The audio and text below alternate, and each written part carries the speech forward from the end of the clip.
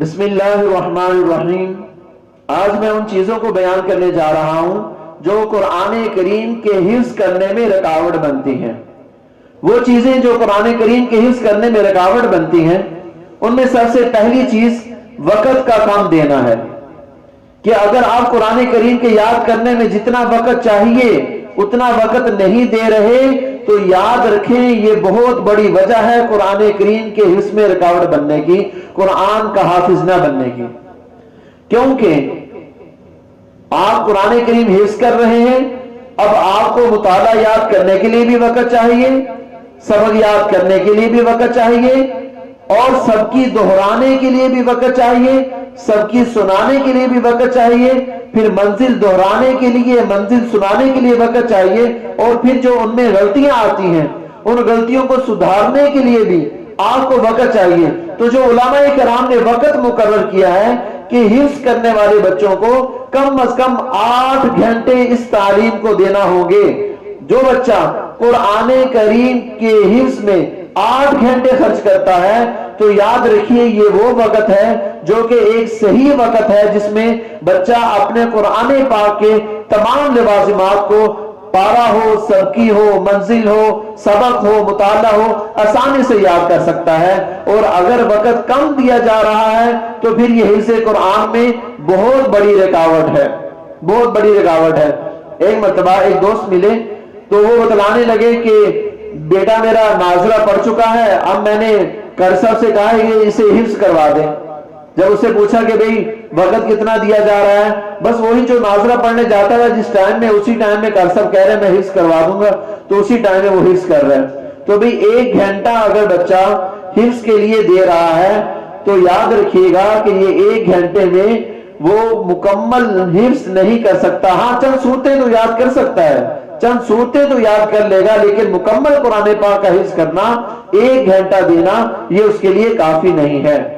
اور دوسری چیز جو قرآن کریم کے حفظ کرنے میں رکاوٹ بنتی ہے وہ قرآن کریم کی بے ادبی ہے۔ قرآن کریم کی بے ادبی یہ حفظ کرنے میں بہت بڑی رکاوٹ ہے۔ اب قرآن کریم کی بے ادبی کس طرح سے ہے؟ قرآن کریم کی بے ادبی یہ بھی ہے کہ وضو صحیح طرح سے نہ کیا جائے، بسا اوقات کوئی کوہنی خشک رہ جاتی ہے، یا منہ کا کچھ حصہ خشک رہ جاتا ہے، پاؤں کا کچھ حصہ خشک رہ جاتا ہے جس سے وضو نہیں ہوتا۔ بسا اوقات استاد کے ڈر سے بچہ چھوٹا ہوتا ہے اور وہ بغیر وضو کے ہی وہ قرآن کریم پڑھنے لگ جاتا ہے۔ تو یہ وضو نہ کرنا یہ بھی قرآن کریم کی بے ادبی ہے۔ بغیر وضو کے قرآن پاک کو ہاتھ لگانا یہ قرآن کریم کی بہت بڑی بے ادبی ہے۔ اور پھر قرآن کریم کے بے ادبی میں یہ چیز بھی شامل ہے کہ قرآن پاک کی حفاظت نہ کرنا، یعنی قرآن کریم جب آپ نے پڑھ لیا اب آپ کو چاہیے کہ قرآن کریم کو ایک غلاف کے اندر رکھیں تاکہ وہ قرآن کریم گرد و غبار سے بچا رہے۔ اگر قرآن کریم کو غلاف کے اندر نہیں رکھیں گے تو گرد و غبار وہ قرآن کریم کے اوپر پڑے گی۔ تو اگر حفظ کی کلاس ہے یا ناظرہ کی کلاس ہے، قرآن کریم بہت زیادہ ہے، ہاں اگر الگ الگ بچہ اپنے لیے غلاف کا بندوبست نہیں کر رہا تو پھر ان کے لیے بہترین صورت یہ ہے کہ ان قرآن پاک کو کسی ایسی الماری میں رکھے جس کا دروازہ موجود ہو تاکہ قرآن کریم کے اوپر گرد و غبار نہ پڑے، یا پھر قرآن کریم اگر ایسی جگہ پر رکھا ہے، ایسی شیلف پر رکھا ہے جس کا دروازہ نہیں ہے تو اب آپ ایک کپڑا لے لیں، اس کپڑے کے ساتھ ان تمام قرآن پاک کو ڈھانپ دیں، اس کپڑے کو آپ غلاف کا نام دے دیں تاکہ قرآن پاک کی بے ادبی سے بچا جائے۔ اور قرآن کریم کو جب بھی آپ پڑھنے لگے تو اس کو اچھی طرح سے صاف کریں تاکہ اگر کوئی گرد و غبار ہے تو وہ اس سے ہٹ جائے۔ اور آپ وضو کر کے آئے ہیں، قرآن کریم پڑھنے لگے ہیں، اب گیلے ہاتھ قرآن کریم کو مت لگائیں، کیونکہ اگر آپ نے گیلے ہاتھ قرآن کریم کو لگائے تو پھر اس سے قرآن کریم کے صفحات کے شہید ہونے کا خطرہ ہوتا ہے۔ تو قرآن کریم کی ادنا سے ادنا بے ادبی سے بھی بچنا بہت ضروری ہے، بہت ضروری ہے۔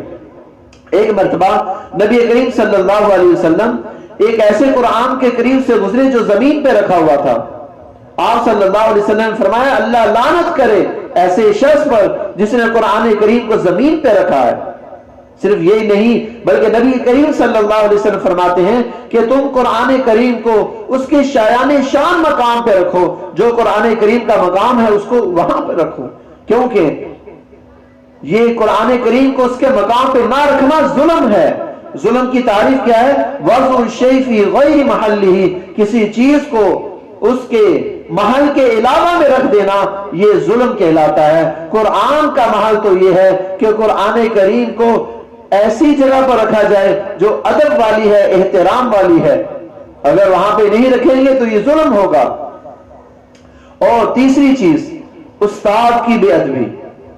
استاد کی بے ادبی بھی قرآن کریم کے حفظ میں بہت بڑی رکاوٹ ہے، اس سے بھی بچنا چاہیے کہ اگر بسا اوقات استاد محترم نے غصے میں آ کے کچھ الفاظ کہہ دیے تو بھئی انہوں نے آپ کے فائدے کے لیے کہے ہیں، لہذا آپ کو آگ بھگولا ہو کر کے اپنے والدین کو کہنے کی ضرورت نہیں، یا آپ کو استاد محترم کے ساتھ اس طرح سے اونچی آواز میں بولنے کی ضرورت نہیں، میں اپنے ابا کو بتاؤں گا۔ اور پھر بسا اوقات والد محترم بھی تشریف لے آتے ہیں۔ استاد کی بے ادبی سے بچنا ہے، استاد کی بے ادبی سے بچنا ہے۔ اگر استاد کی اللہ نہ کرے بے ادبی کر دی تو یہ قرآن کریم کے حفظ میں بہت بڑی رکاوٹ بن جاتی ہے، کیونکہ استاد وہ روح کی غذا آپ کو دے رہا ہے، آپ کی روح کو تقویت پہنچا رہا ہے، آپ کی روح کو مضبوط کر رہا ہے۔ ہاں والدین ہیں وہ تو آپ کے جسم کو مضبوط کرتے ہیں نا، استاد جو ہوتا ہے وہ روحانی طور پر آپ کی پرورش کرتا ہے، آپ کو پروان چڑھاتا ہے۔ اور چوتھی چیز وہ کیا ہے؟ تپائی کی بے ادبی سے بچنا۔ تپائی کی بے ادبی سے بچنا یہ بہت ضروری ہے۔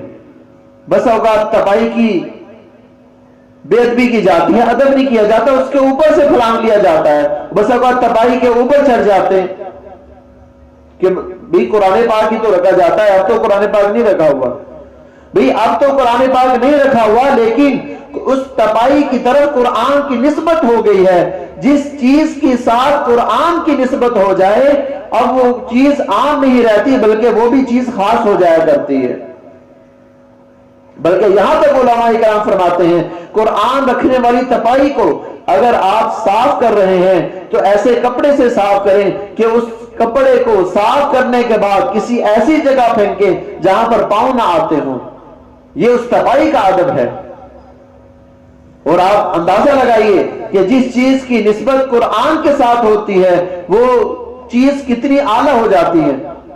آپ نماز پڑھنے کے لیے جا رہے ہیں، راستے میں ایک رومال ملا، آپ نے اس کو ہاتھ تک نہیں لگایا، حالانکہ بہت اعلیٰ رومال تھا، بہت اچھا اور بڑا قیمتی رومال تھا، لیکن آپ نے اس کو نہیں اٹھایا۔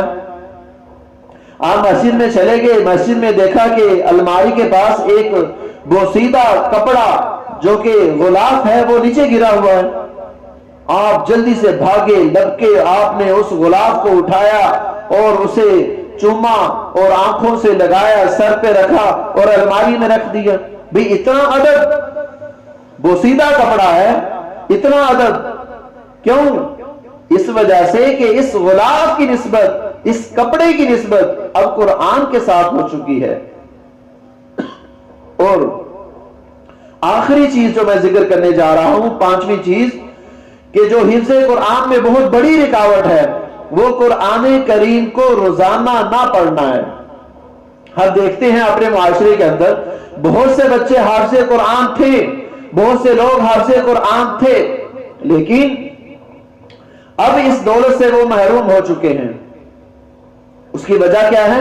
اس کی وجہ یہ ہے کہ انہوں نے قرآن کریم کو دیکھ کر پڑھنا بھی چھوڑ دیا ہے۔